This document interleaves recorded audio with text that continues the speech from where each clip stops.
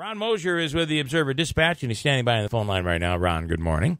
Hey, good morning, Bill. Yeah, my wife and I stage our house with real dog hair. Shoes are laying around. It looks lived in. We have the lived in stage look. And that's the key, because I think somebody's going to look and say, now that's what I would. I would have my shoes sitting right over there. That's where I put them. And the dog hair, classic. Well, we lost Whitesboro and Cooperstown both falling short in the baseball finals. Yeah, in the state semifinals on Friday in Binghamton. Both of them had a little trouble early. I was at the Whitesboro game, and I guess it was a bad omen because the very first pitch was grounded up the middle for a base hit, and then a couple errors in the first inning, and 3 unearned runs, and then they had to try to dig out of that hole. And a 15-year-old sophomore pitcher who had already pitched a shutout the week before in the Section 4 championship game just was too tough to hit. Whitesboro had 6 hits off him, but none of them were shots by any means. And he only struck out 7, but I'll tell you, he kept them off balance with a great curveball. And it's a 15-year-old kid who I just met how about this name? The coach for Vestal was Tank and Anderson. But anyway, it was a great quote. He goes, yeah, no, the kid doesn't look very imposing. He's like 5'9", 145 pounds. But he said, I always say that he looks like Clark Kent but throws like Superman. On that day he did. I mean, they shut out Whitesboro 7-0. And then the very next day, Bill, at least Whitesboro can say they lost to the state champions, because on the very next day, a junior, another underclassman, pitched a 3-hit shutout for Vestal, and they won 2-0 over the defending state champs from Long Island, Wantagh. Wow. So, hey, Whitesboro season ended with a loss to the state champions. Yeah. So, and there's some great seniors on that Whitesboro team that I know they're going to miss.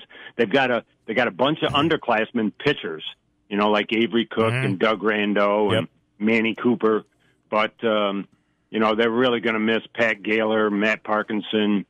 They were like their best hitters all year, I think. Their most dangerous hitters. Yeah. And those two are going to be tough to replace. But a great season, 21 wins, tied a school record. That's huge. Whitesboro finished 21-5, and a super season, a super run. So, I think you'll hear from them again next year, because I think their JV was very, very good. And I'm assuming the Whitestown American Legion team is quite pleased. Not necessarily looking for a loss, but it's tough when these teams are playing in high school ball and American Legion ball gets underway. And before you know it, that big tournament's going to be happening. So it does overlap a little, but at least win or lose, they would have Saturday would have been their last day. Yeah. So this is the first year the state championships were split into Friday, Saturday, which I think is a good move. Yeah. However, keep in mind that Friday's a work day for most people, and hard to get there. Cooperstown played at 3 and Whitesboro played at 4. Mm-hmm. I mean, Vestal, as the crow flies. Vestal from Union Endicott High School, where that game was played, probably 2 miles. Wow. I mean, that was their neighbor, their Section 4 neighbors, where Vestal played. Some of them probably could have walked to the field. Right. But and Cooperstown loses 6-2 and to Potsdam, and obviously I wasn't there, but I understand. I think 9 walks and a couple errors. Mm-hmm. Baseball's funny, Bill. You pick one bad day, and if it happens to be in the state tournament, you're done. So but a great season there. They finished 18-3, and a couple seniors they're really going to miss is Taylor Price, a pitcher and a great shortstop, and the same thing with Riley Hall, who's going to play Division II baseball down south.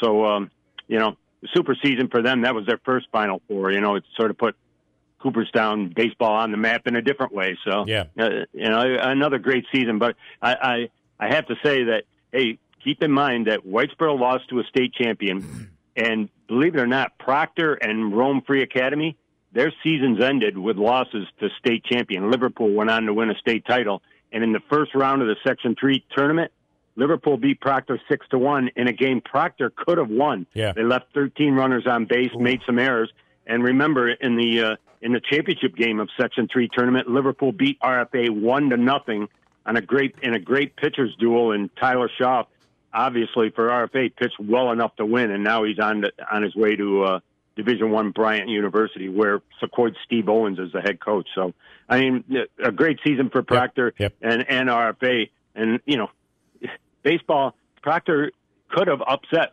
top-seeded Liverpool there in the very first round or in the quarterfinals, and Proctor had a losing record. That's how close some of these teams are. So. Yeah. All right, I want to just end on this Sunday, right? Or is it what is the 19th? Which day is? Oh no, that's Monday. Monday, a week from today. A week from today, Jim Kelly is in, and your amazing All Mohawk Valley All Stars Awards banquet is going to be underway. This is big. Oh my God, Bill! Obviously, this is the very first one that we've done, and I'm going to guess 500 people, maybe. Yeah. So it's going to be gigantic at the Jorgensen Center at Mohawk Valley Community College. And I'm very much looking forward to it. I hope we run through a dress rehearsal beforehand, because I know, some of us, I know I'll be up on the stage introducing some of the award winners. So we have several special awards that we've been sworn to secrecy. They'll be announced that night, so I'm looking forward to it. But and it's all high school sports. It's the very first one, so it should be a good one. Fall, winter, spring, high school sports, and everybody gets honored. This is a big deal, and of course, Jim Kelly will be the guest speaker, which is going to be awesome. So yeah, it should be a great night, Bill. I'm looking forward to it. All right, good deal. This is a big event, a great addition to for the community and high school athletes all over. So nice job on that. We'll talk again next week, Ron. Thanks. All right. Thank you, Bill. Ron Moshier, Utica OD.